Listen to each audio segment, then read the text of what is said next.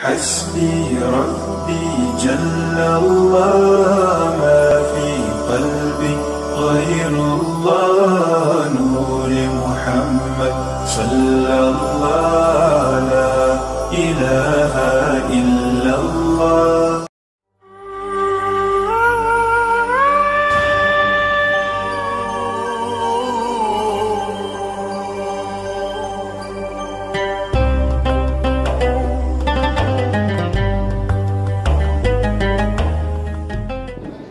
Bismillahirrahmanirrahim. Assalamualaikum warahmatullahi wabarakatuh. Innal hamdalillah nahmaduhu wa nasta'inuhu wa nastaghfiruh wa na'udzu billahi min shururi anfusina wa min sayyiati a'malina. Man yahdihillahu fala mudilla lahu wa man yudlil fala hadiya lahu. Asyhadu an la ilaha illallah wahdahu la syarika lahu wa asyhadu anna Muhammadan 'abduhu wa rasuluhu la nabiyya ba'dahu. Allahumma shalli wa sallim wa barik 'ala sayyidina Muhammadin wa 'ala alihi wa ashabihi wa mawala amma ba'du. Alhamdulillah, selalu kita bersyukur kepada Allah Subhanahu wa taala agar beri hal dalam setiap keadaan, baik dalam keadaan senang, dalam keadaan susah, tetap bersyukur kepada Allah Subhanahu wa taala. Dalam keadaan sehat maupun dalam keadaan sakit, tetap bersyukur kepada Allah Subhanahu wa taala. Dalam keadaan lapang maupun dalam keadaan sempit, dalam keadaan terkena musibah atau dalam keadaan tidak terkena musibah, tetap bersyukur kepada Allah Subhanahu wa taala. Fa in syakartum la azidannakum wa in kafartum inna 'adzabi lasyadid. Janji Allah bagi orang yang bersyukur maka akan ditambah nikmatnya oleh Allah Subhanahu wa taala. Alhamdulillah, salah satu ungkapan syukur kita kepada Allah Taala baru saja kita melakukan ketaatan kepada Allah dengan sholat maghrib berjamaah, dan alhamdulillah juga kita lanjutkan dengan kita mendengarkan ayat dari Allah, hadis-hadis Nabi Sallallahu Alaihi Wasallam dalam satu majelis ilmu yang mudah-mudahan semuanya ini Allah catat kita semua masuk dalam golongan orang-orang yang mendapatkan ridhonya Allah Taala. Salam dan salam kita aturkan kepada junjungan alam kepada umat Nabi Muhammad sallallahu alaihi wasallam. Bapak Ibu saudara-saudara yang dirahmati Allah Taala,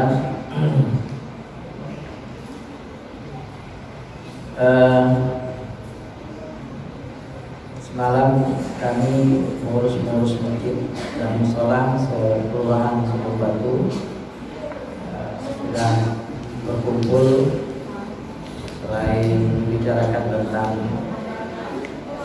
LGBTI dan masalah ibadah, juga membicarakan tentang donasi untuk gempa yang terjadi di daerah Cianjur, dan disepakati untuk donasi gempa Cianjur yang diambil dari kotak Jumat itu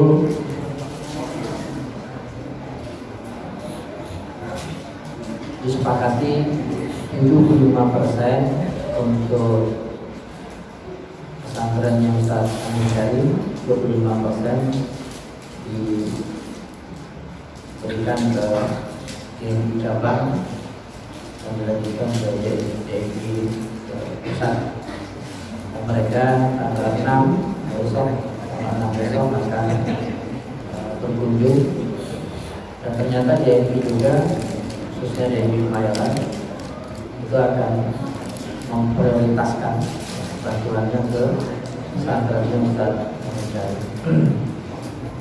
Terakhir berita yang kami dapat yang sudah ke pesantren yang Ustaz Mujahid itu dari Masjid Kota Ilas.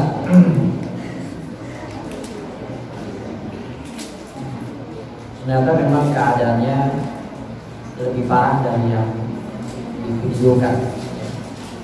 Jadi tadi saya sudah kontak dengan Ustaz Mujahid. Hari ini baru saja melakukan pembongkaran masjid dan juga asrama pesantrennya. Dibongkar karena khawatir akan lumpuh, lalu malah akhirnya menimbulkan korban lagi. Karena memang cukup parah. Kalau dibilang parah, itu parah. Dan alhamdulillah untuk Masjid Al-Furqan ini terkumpul dari TKA TPA Al-Furqan ada 3.750.000, dari Majlis Ta'lim Ibu ada 8.150.000, dari jemaah yang di list ya sama Ustaz Amin atau Ustaz Abdullah itu ada 1.500.000 rupiah.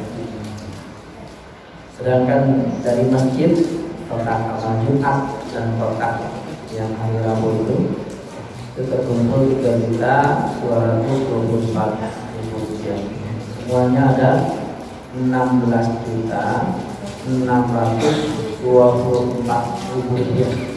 16.624.000 rupiah. Ini kita mau genepin, kita tambahin 376 Pak Fadiun. Saya lupa kasih tahu. Jadi digenepin itu nanti diambil dari celengan subuh 376.317, sehingga jumlah total genapnya ada 17 juta. Nah, dari uang 17 juta ini ya, dari uang 17 juta ini insyaallah 15 jutanya nanti kita transfer untuk pesantrennya Ustaz Mujahid dan juga untuk perbaikan masjid ya. Karena itu juga parah. 15 juta nanti di sana. Dan yang 2 jutanya ini dikumpulkan ke ini ya, untuk gabung dengan ranting-ranting yang lain, kelurahan yang lain. Nanti terkumpulnya berapa itu hanya nanti tanggalan itu mereka mau sana, dan insya Allah diprioritaskan juga untuk masjid dan pesantren yang terbaik.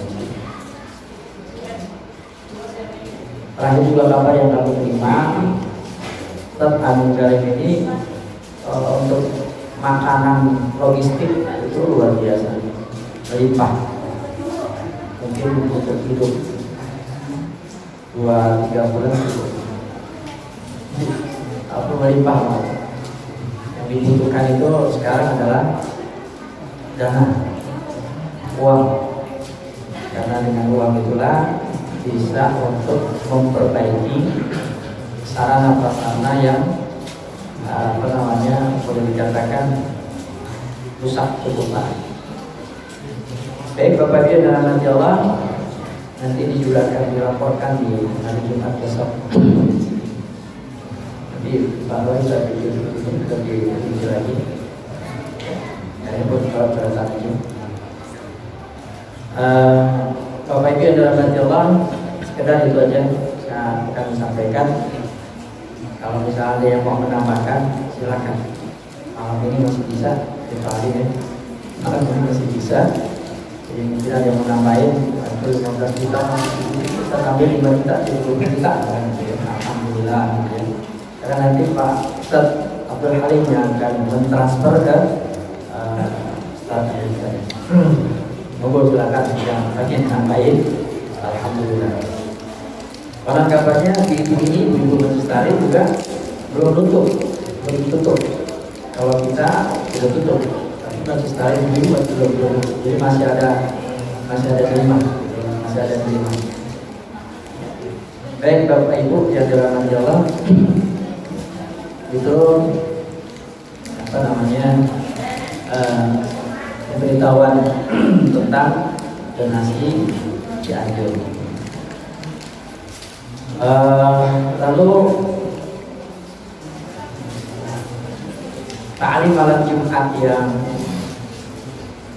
malam Jumat pekan ketiga itu membahas tentang hadis ya, kitab Riyadhus Shalihin ini nanti dibimbing oleh Ustaz Dr. Agus Setiawan.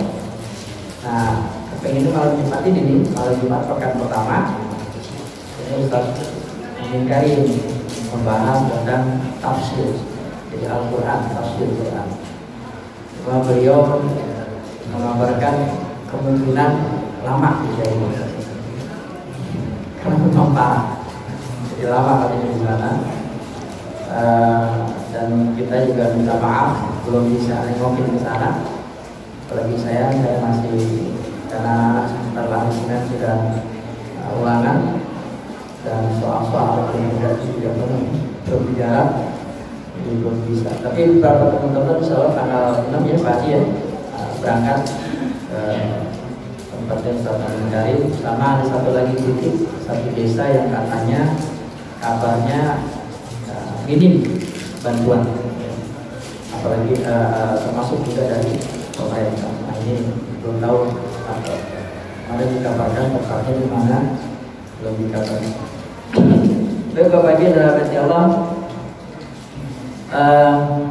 kita lanjutkan tulisan dari Ustaz Abdul Malik Al-Qasim tentang cara merubah masalah menjadi anugerah. Kemarin kita sampai di istirja ya. Maka sekarang kita masuk ke materi. Rasanya sudah sedih batuk, sedih batuk lagi. Mulai. Baik Bapak Ibu dalam hati Allah, kalau nonton videonya Ustaz Adi Hidayat, beliau membicarakan tentang sabar, cukup ringkas tapi padat sekali ya. Sabar itu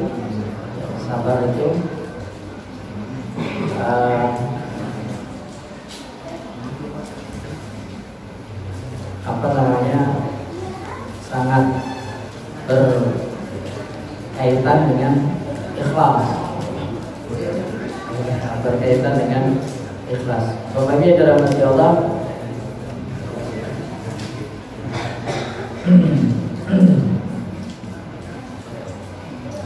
memang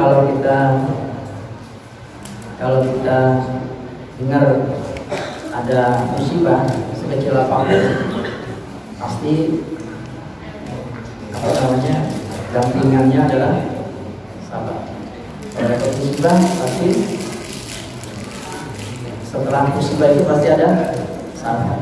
Karena memang itu dua paket ya, musibah, sabar. Walaupun banyak di antara kita yang nggak sabar pada saat terkena musibah.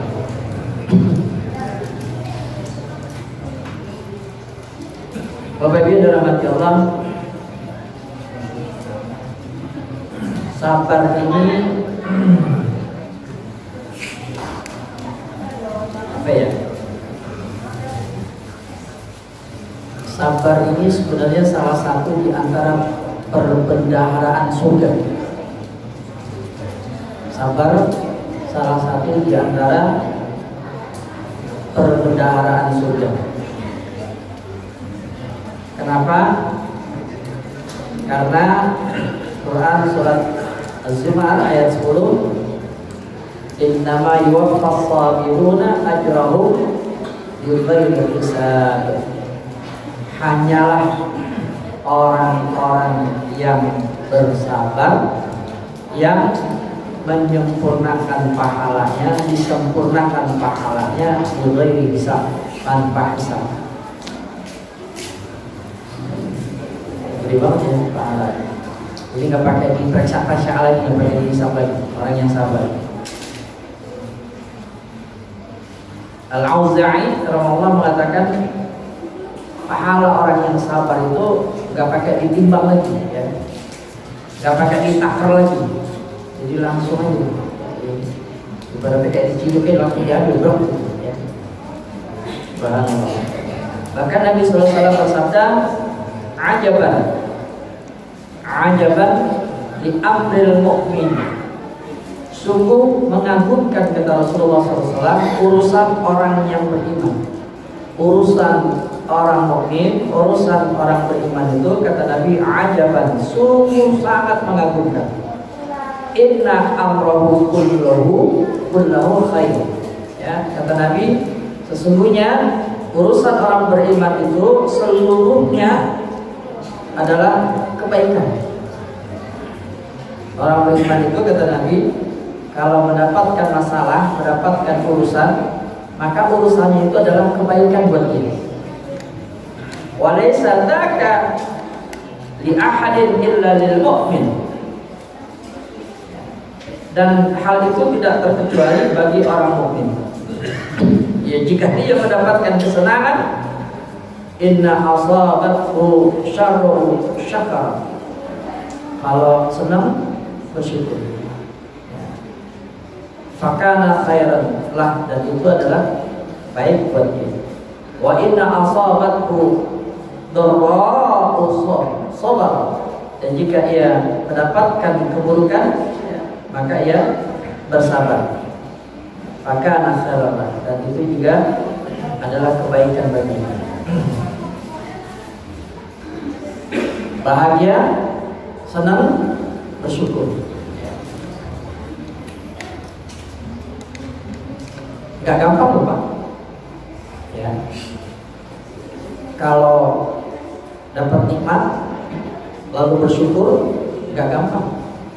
Sama juga kalau dapat musibah lalu dia bersabar, juga gak gampang. Kelihatannya aja ada orang dapat rezeki, dapat dapat kebahagiaan, naik pangkat misalnya, naik gaji misalnya, diangkat jadi PNS misalnya, atau jadi apa gitu, mendapatkan kenikmatan, ya, apakah dia bersyukur? Belum tentu. Karena orang yang mendapatkan nikmat lalu dia bersyukur, ya, kata Nabi, itu adalah fakana khairan lah, baikan buat dia, ya, kalau bersyukur. Dan salah satu indikasi orang yang bersyukur atas nikmat yang Allah berikan kepada dia, sekecil apapun, ya, itu adalah indikasinya dengan melakukan ketaatan. Gak cukup cuma dengan dapat rezeki misalnya, dapat ya hadiah besar atau apa misalnya gitu ya, lalu kemudian sedekahin buat anak yatim. Nggak cukup dengan seperti ini. Ya. Nggak cukup hanya dengan lalu mengeluarkan dengan bersedekah. Nggak cukup hanya dengan itu. Walaupun sedekah itu juga bentuk dari ketaatan kepada Allah. Tapi yang terpenting adalah dia melakukan, pada saat dia bersyukur, dia melakukan ketaatan kepada Allah kullu. Semua atas perintah Allah, semua larangan Allah dia taatin. Itu bentuk rasa syukur. Kalau cuma sedekah tapi sholat kagak sholat, kalau cuma sedekah tapi dia masih melakukan maksiat kepada Allah, nggak bisa. Belum dikatakan bersyukur. Jadi indikasinya orang itu bersyukur adalah dia melakukan ketaatan kepada Allah dengan sempurna. Apapun yang Allah perintah, Allah larang, termasuk apapun yang Allah larang, dia tinggalkan. Itu bentuk ketaatan. Kalau dia nggak taat kepada Allah Taala, maka belum dikatakan dia bersyukur. Betapa banyak orang-orang kaya yang saat ini dia rajin mengumbar hartanya dengan bersedekah dan segala gadget dan lain-lain, tapi dia malas datang untuk sholat berjamaah ke masjid. Dia malas untuk datang sholat berjamaah ke masjid. Dia lebih enjoy dengan sholat di rumahnya, enjoy dengan sholat di di kamarnya atau di musolahnya di rumah, di musolah di rumah. Bahkan saat ini masih banyak tuh saudara-saudara kita di rumah dia bikin musola, ya. Lalu dia menganggap bahwa dengan sholat di rumahnya itu bersama anak istrinya dengan berjamaah itu sudah memenuhi perintah Allah, perintah Nabi. Juga salah. Sholat berjamaah itu adalah di tempat di mana ada muadzin di sana, ada adzan dikumandangkan di sana. Musolah kan, masjid kan, datangi. Nah itulah kita sholat berjamaah di situ. Kalau di rumah beda kan? Itu gak termasuk Bapak Ibunya dalam hal.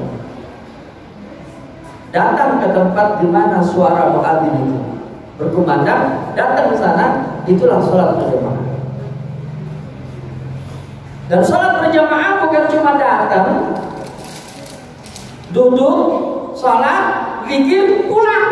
Gak tahu itu kiri kanannya siapa. Itu bukan sholat berjamaah. Sholat berjamaah itu datang, lalu dia sholat, selesai sholat dia bersosialisasi, dia kenal siapa orang-orang yang ikut sholat berjamaah, dia kenal itu. Dia tahu itu, oh ini tinggal di sini, oh ini, kenal wajahnya. Bapak Ibu yang dirahmati Allah, ini kita nanti. Ya tahu nih diantara kita nanti di sini yang masuk surga duluan, kita nggak tahu. Tapi kita kepengen Bapak Ibu yang dirahmati Allah, siapapun nanti diantara kita di sini yang masuk surga duluan, panggil yang belum masuk surga. Ya Allah, itu bukan asal. Dulu rajin. Kalau habis Jumat, kalau habis maghrib ada taklim di Masjid Al-Furqan. Saya nggak ngelihat dia di sini, ya Allah. Dimanakah dia, ya Allah? Saya pengen agar dia ikut juga bersama saya di sini di dalam surga. Itu luar biasa, Masya Allah. Ya, itulah yang disebut dengan berteman sehidup sesurga. Sama dengan istri, ya. Sama dengan istri. Hidup dengan istri itu sehidup dan sesurga, bukan semati. Kalau semati habis mati selesai.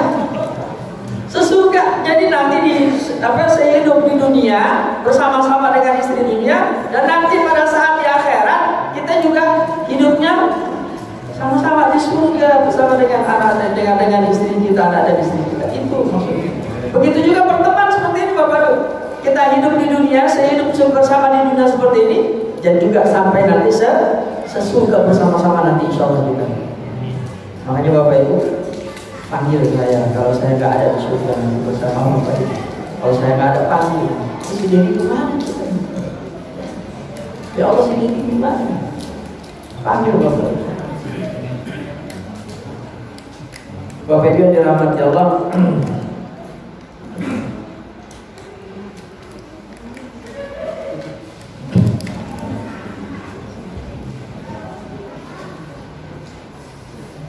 saya pernah mengatakan kemarin bahwa pernah sandal Umar bin Khattab itu putus. Pada saat putus beliau mengucapkan inna lillahi wa inna ilaihi raji'un. Dan Umar bin Khattab mengatakan semua yang tidak mengenakkanmu adalah musibah. Semua yang tidak mengenakkanmu adalah musibah. Sesuatu yang kagak enak, semua apa itu adalah musibah. Maka pada saat itu ucapkanlah inna lillahi wa inna ilaihi raji'un. Bapak Ibu dalam hati Allah,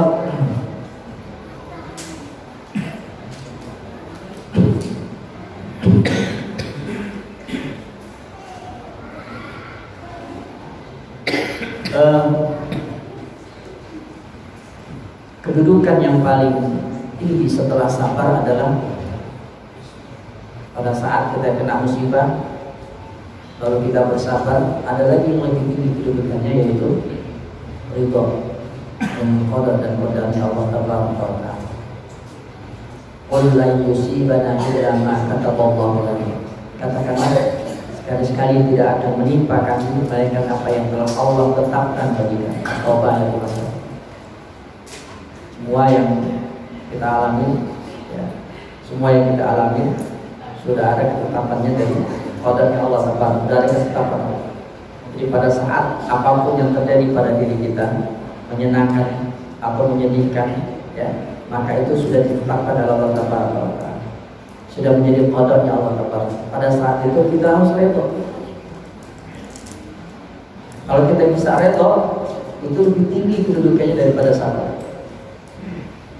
Kalau Nabi dirahmati Allah, saya bacakan. Ibnu Rajab rahimahullah mengatakan ini, perbedaan redha dengan sabar. Kata beliau, ya, perbedaan antara redha dengan sabar. Sabar adalah menahan diri dari amarah, meskipun kepedihan itu ada dan ia berharap kepedihan itu lenyap. Menahan anggota badan dari melakukan tindakan-tindakan, ya, yang didorong oleh kesedihan karena mendapatkan musibah. Sementara kata Ibnu Rajab rahimahullah, ridha adalah lapang dada dengan qada ketentuan Allah dan tidak berharap kepedihan itu hilang meskipun ia merasakannya. Akan tetapi keridhaan meringankan apa yang mengembirakan hati berupa keyakinan dan ma'rifat. Jika keridhaan itu kuat, maka ia menghilangkan rasa pedih itu secara keseluruhan. Sedangkan Ibnu Jauzi mengatakan, seandainya dunia ini bukan negeri ujian, niscaya di sana tidak ada penyakit dan kesusahan, dan niscaya kehidupan di dunia tidak menyempitkan para nabi dan orang-orang pilihan. Bapak Ibu yang dirahmati Allah, para nabi-nabi, keimanan yang kita tahu luar biasa tingginya. Mereka para nabi dan rasul itu, ya, menempatkan keridhaannya kepada Allah Taala atas qadarnya itu luar biasa. Kita tahu Nabi Adam alaihissalam mendapatkan ujian, ya, sampai dipanggil oleh Allah dari dunia. Nabi Nuh menangis selama 300 tahun. Nabi Ibrahim menghadapi api, dibakar oleh api, bahkan diuji oleh Allah untuk menyembelih anaknya sendiri. Nabi Yakub alaihissalam menangisi dan Yusuf alaihissalam yang hilang, ya, sampai matanya buta. Nabi Musa alaihissalam mendapatkan musibah menghadapi Fir'aun, bahkan menghadapi ujian dari kaumnya sendiri, Bani Israel. Nabi Isa alaihissalam ujiannya adalah nggak punya tempat berteduh, nggak punya rumah,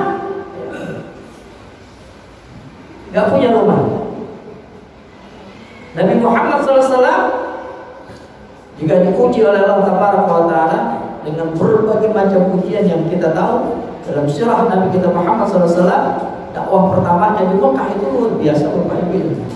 Kalau kita baca sirah itu, kalau kita yang alami nggak bakalan sanggup. Tekanannya luar biasa. Apalagi waktu saya baca kisah tentang Nabi mau hijrah itu ke Madinah itu, ya Allah, berat luar biasa. Ninggalin kampung halaman, ninggalin keluarga saudara. Sementara Rasulullah SAW itu harus melanjutkan dakwah, dan di Mekah udah nggak bisa diharapkan orang-orang Mekah pada saat orang kafir Mekah pada saat itu untuk diajak, ya, karena udah berparah, lebih parah, ya. Jadi bukan cuma nggak bisa berdakwah, tapi juga ancaman-ancaman itu luar biasa. Umat pengikut Nabi Muhammad SAW yang sudah masuk Islam pada saat itu diteror luar biasa, diteror luar biasa. Bahkan sampai Rasulullah SAW juga diteror dan akan dibunuh dengan iming-iming 100 ekor unta. 100 ekor unta itu, kalau dulu unta adalah binatang yang paling, kendaraan yang paling mewah. Kendaraan yang paling mewah itu adalah unta. Kalau sekarang mungkin nasi atau apa gitu. Akan luar biasa Bapak. Maka Nabi minta izin sama Allah untuk hijrah. Itu dari peristiwa hijrah. Belum lagi nanti di Madinah, Masya Allah. Sekali-sekali walaupun agak tebal, sirah Nabi dibaca Bapak. Dibaca supaya kita tahu bagaimana perjuangan Nabi kita Muhammad SAW ya, dalam menegakkan agama Allah, ya, mengajak manusia untuk hanya menyembah kepada Allah Taala. Bapaknya dari hati Allah.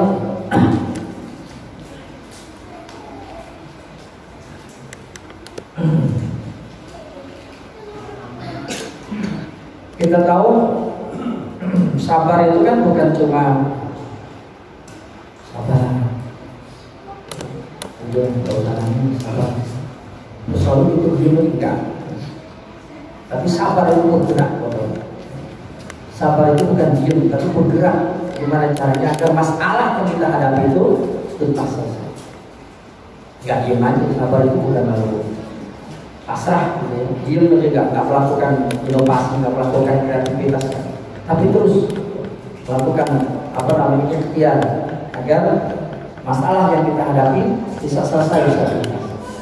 Bapak dia dalam hati Allah.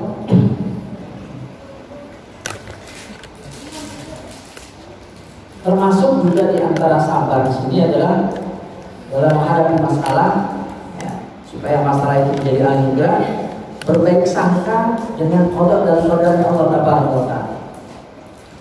Ada satu kisah yang menarik waktu anaknya Sayyidina Umar bin Khattab menjanda yang bernama Hafsah itu, ya, beliau Umar bin Khattab menawarkan anaknya Hafsah itu yang menjanda ini kepada Abu Bakar Siddiq.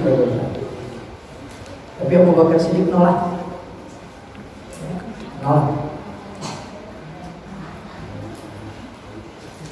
Umar pada saat itu tidak digambarkan, tapi cuma dalam pikirannya, kenapa Abu Bakar menolak anaknya untuk dijadikan istri. Lalu datang Umar bin Khattab radhiyallahu anhu ini kepada sahabat Utsman bin Affan. Ternyata sahabat Utsman bin Affan itu nggak mau menikahi Hafsah. Umar bin Khattab radhiyallahu anhu ngadu kepada Nabi sallallahu alaihi wasallam, ya Rasulullah,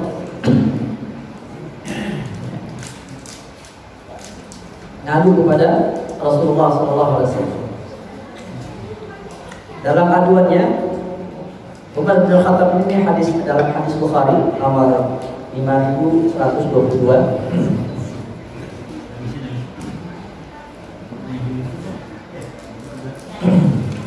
Di sana Umar bin Khattab mengatakan, ya,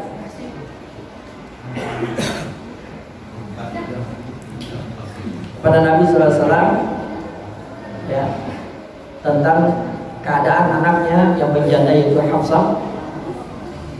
Lalu apa yang dikatakan Nabi sallallahu alaihi wasallam saat diceritakan oleh Umar bin Khattab, tawarkannya pada Abu Bakar nolak, Utsman nolak. Kata Nabi ini, Hafsah akan dinikahi oleh laki-laki yang lebih baik dari Utsman, dan Utsman akan menikah dengan wanita yang lebih baik dari Hafsah. Kemudian Rasulullah SAW, ya, meminang Hafsah, ya. Maka Umar bin Khattab pun menikahkan Rasulullah SAW dengan putrinya Hafsah. Sementara Rasulullah SAW menikahkan Utsman radhiyallahu anhu dengan putri Nabi yang bernama Ruqayyah, ya, setelah saudara wanitanya, istrinya Utsman bin Affan itu meninggal dunia.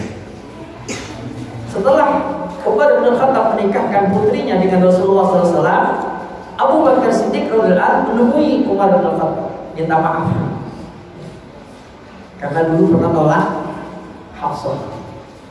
Ya, Umar kan pernah nawarin agar Hafsah dinikahi oleh Abu Bakar. Pada saat itu Abu Bakar menolak. Dan setelah Hafsah nikah dengan dinikahi oleh dipinang oleh Rasulullah SAW, maka Abu Bakar pun bertemu dengan Umar bin Khattab dan minta maaf. Lalu Abu Bakar mengatakan, sebenarnya sebelumnya saya mendengar Rasulullah pernah mengucapkan tentang Hafsah. Itulah kenapa saya tidak mau menerima pada saat engkau menawarkan Hafsah. Jadi Nabi katanya pernah Abu Bakar pernah dengar Nabi nyebut-nyebut nama Hafsah. Subhanallah. Bapak Ibu dan teman-teman baik sangka. Jadi Umar bin Khattab pada saat itu berbaik sangka. Berbaik sangka. Kenapa sahabat-sahabatnya nolak putrinya? Ternyata putrinya akan dipinang dijadikan istri oleh Subhanallah Rasulullah SAW. Bapak Ibu dirahmati Allah, berbaik sangka kepada Allah Taala atas semua apa yang menimpa diri kita. Termasuk Bapak Ibu dirahmati Allah, kita jangan membicarakan pada saat kita kena musibah. Kata Nabi, minal birri kitmanun al-masaibi wal amrar was sadaqah. Termasuk kebaikan, kata Nabi, adalah menyembunyikan musibah, menyembunyikan penyakit yang ada dalam diri kita, dan juga menyembunyikan sedekah kita. Dalam riwayat yang lain, min kunuzil birri, termasuk perbendaharaan kebaikan adalah kitmanul masaib, menyembunyikan musibah, wal amrad, penyakit, was sadaqah, dan sedekah. Jadi kata Nabi, kalau kita kena musibah, kalau kita punya penyakit begitu juga, jangan ngomong-ngomong orang dan diam aja. Bapak Ibu dalam hati Allah, Al-Ahnaf Ridwanullah alaihi mengatakan, mataku buta sejak 40 tahun dan aku tidak pernah menyebutkannya kepada siapapun. Tatkala penyakit menimpa salah satu matanya Atha radhiyallahu anhu, maka ia berdiam selama 20 tahun tanpa diketahui oleh keluarga. Sampai keluarganya nggak tahu kalau sebelah matanya itu bermasalah. Saqih al-Balkhi mengatakan, barang siapa yang mengeluhkan musibah yang menimpanya kepada selain Allah, maka hatinya tidak akan merasakan manisnya ketaatan kepada Allah Tabaraka wa Ta'ala. Sampai Nabi mengatakan, min ijlalillah, termasuk mengagungkan Allah, wa ma'rifati haqqi, dan mengetahui haknya Allah Tabaraka wa Ta'ala, alla tashku waj'aka wa la tadhkuru musibatak, bahwa engkau tidak mengeluhkan sakitmu dan tidak menyebutkan musibah yang menimpa dirimu. Selama ini kita kembali ya, kalau dapat nikmat diam-diam. Benar-benar kalau dapat rezeki diam-diam. Kalau ngomong-ngomong takut minta. Takut tuh kan. Boleh tuh bagi-bagi kan gitu. Padahal dalam surat Ad-Duha, ya, Nabi Allah Taala melurus, binikmati rabbika fahaddits. Kalau dapat nikmat, fahaddits, ngomong sampai sebutin, ya. Enggak. Alhamdulillah anak saya dapat pekerjaan. Alhamdulillah anak saya diangkat di PNS. Kamu laku. Diperintahkan oleh Allah. Kalau dapat nikmat, sebutin. Wah, kalau gitu boleh. Selamat. Bagi-bagi ke traktir-traktir, iya, apa salah gitu. Ya. Tapi kita sebaliknya, kalau kita dapat musibah, dapat penyakit, masya Allah, ya. Aduh, aduhnya di palu. Di depan teman-teman kita, di teman sahabat kita, keluh, sakit tuh yang dikeluh. Ya, dapat musibah itu cerita tentang musibah. Bapak Ibu yang dirahmati Allah, kata Nabi, termasuk mengagungkan Allah. Termasuk mengagungkan Allah, termasuk juga mengetahui tentang haknya Allah Taala, yaitu tidak menyebut-nyebut musibah yang menimpa diri kita, tidak menyebut-nyebut penyakit yang ada dalam diri kita. Gimana? Bapak Ibu dalam Allah, saya pernah mengatakan apa bro? Sahabat Abu Bakar Siddiq radhiyallahu anhu itu ternyata beliau kalau sakit diam-diam, kalau sakit gak ada yang tahu. Bahkan sampai sahabat Abu Bakar Siddiq radhiyallahu anhu itu kalau sakit kagak mau minum obat. Apa kata dia? Aku ingin merasakan nikmatnya penyakit ini. Sakit. Kalau iman kita gak kuat kamu. Jadi Abu Bakar Siddiq radhiyallahu anhu itu merasakan pada saat sakit dia ingin merasakan nikmatnya penyakit itu. Kesakitan itu dinikmati. Karena memang sakit itu adalah nikmat dari Allah Taala. Pada saat kita merasakan itu, maka Allah akan berikan pahala yang luar biasa. Itulah kenapa sahabat Abu Bakar Siddiq, beliau begitu tingginya keimanan kepada Allah Taala, yakin bahwa penyakit itu adalah yang menyembuhkan adalah Allah Taala. Maka udah begitu tawakalnya sahabat Abu Bakar Siddiq itu, dia kagak mau, padahal dia adalah salah satu sunnah Rasulullah SAW. Rasulullah menyuruh kalau sakit itu berobat. Ternyata Abu Bakar Siddiq nggak mau berobat, dia kagak mau minum obat. Dia ingin merasakan nikmatnya sakitnya itu. Dan dia yakin bahwa sakitnya itu akan disembuhkan oleh Allah Taala, karena memang penyakit yang disembuhkan adalah Allah. Obat, dokter dan lain sebagainya itu cuma sekedar perantara saja. Kadang-kadang kita sakit, kita udah berobat ke sini mulai duit sampai sekian ratus ribu, sekian juta, katanya sembuhnya cuma minum obat beli 2 doang. Gitu kan? Bisa kita jadi ternyata cuma beli obat cuma berapa sembuh. Padahal udah berobat ke sini dokter yang terkenal segala macam gak sembuh. Itulah rahasia Allah Taala. Maka yakinlah pada saat kita sakit yang menyembuhkan Allah. Ikhtiar wajib, karena Rasulullah menyuruh kita untuk ikhtiar pada saat kita sakit, mencari obat dan lain sebagainya. Tapi yakinlah yang menyembuhkan cuma Allah Taala. Hanya Allah yang menyembuhkan penyakit itu. Oleh karenanya sembunyikan, rasain aja itu, kita rasakan nikmatnya penyakit yang kita derita. Gak usah kita ngomong-ngomongin sama orang lain. Pada saat kita kena musibah, sekecil apapun, sebesar apapun, udah nikmatin saja nih musibah yang Allah berikan kepada kita. Ingat, semua yang terjadi pada diri kita adalah sudah menjadi qada, ketetapan Allah Tabaraka wa Ta'ala. Qada dan qadarnya Allah Tabaraka wa Ta'ala. Bapak Ibu dalam hati Allah, sudah masuk waktu Isya ya. Jadi nanti kita akan ceritakan tentang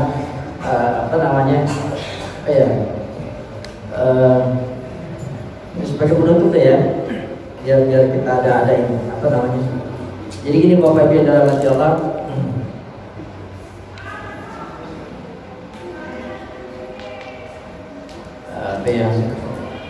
jadi gini, kalau terkadang gini ya, Bapak Ibu dalam hati Allah, dalam masalah rumah tangga suami istri ya.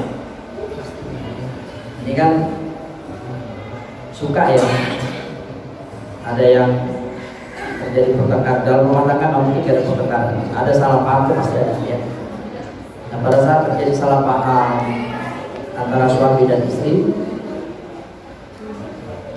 kalau misalnya si istri nggak sabar, lalu dia ceritain itu ya, masalahnya kepada keluarganya, bukan orang lain, kepada keluarganya, kepada bapak ibu, kepada saudara-saudara.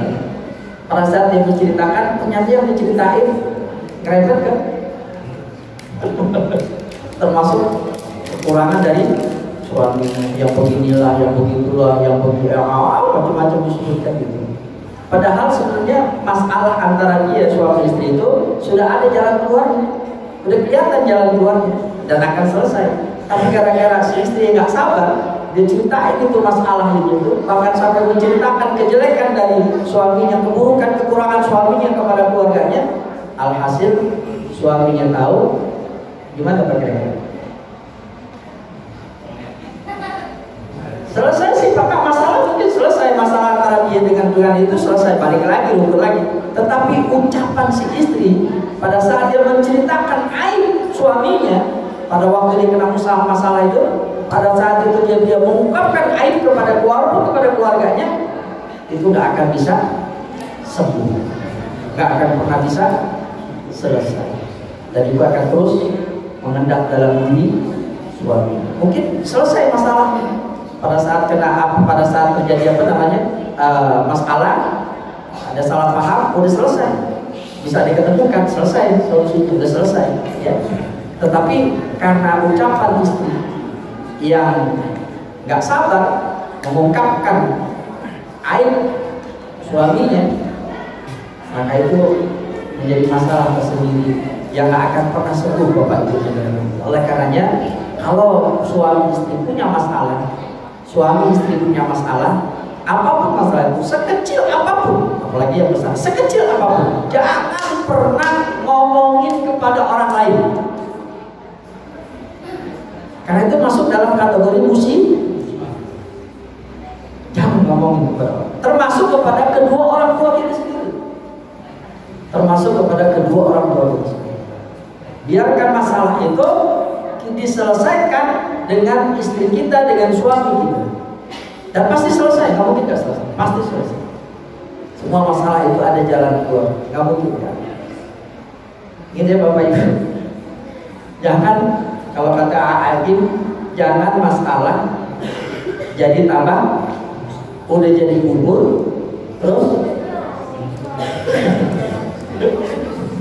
ya udah jadi bubur, bikin kalau udah jadi bubur itu jangan nggak dimakan, tapi dimakan buburnya, tambahin kecap, tambahin apa namanya, macam-macam kan itu, tambahin, dimakan, jadi nikmat gitu ya. Jadi kalau masalah udah jadi bubur, jangan lalu dibuang, ya, tapi ditambahin ini, tambahin itu, ya, supaya kita bisa makan tuh bubur masalah. Maksudnya, kalau punya masalah sekecil apapun, sebesar apapun, nikmatin gitu, ya, selesaikan.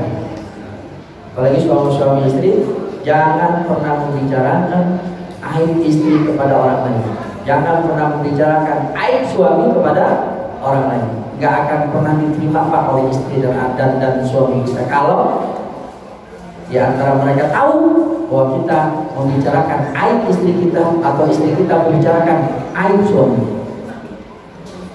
Bapak Ibu dari Mas Jawa, cukup ya, nanti kita bahas sambung lagi tentang menyikapi masalah agar menjadi anugerah di sisi Allah Taala. Baik Bapak Ibu dari Mas Jawa, mudah-mudahan bermanfaat.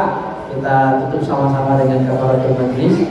Subhanakallahumma wa bihamdika, asyhadu an la ilaha illa anta, astaghfiruka wa atubu ilaik. Lebih kurangnya mohon maaf. Dan Allah wa iyyakum ajma'in. Assalamualaikum warahmatullahi wabarakatuh.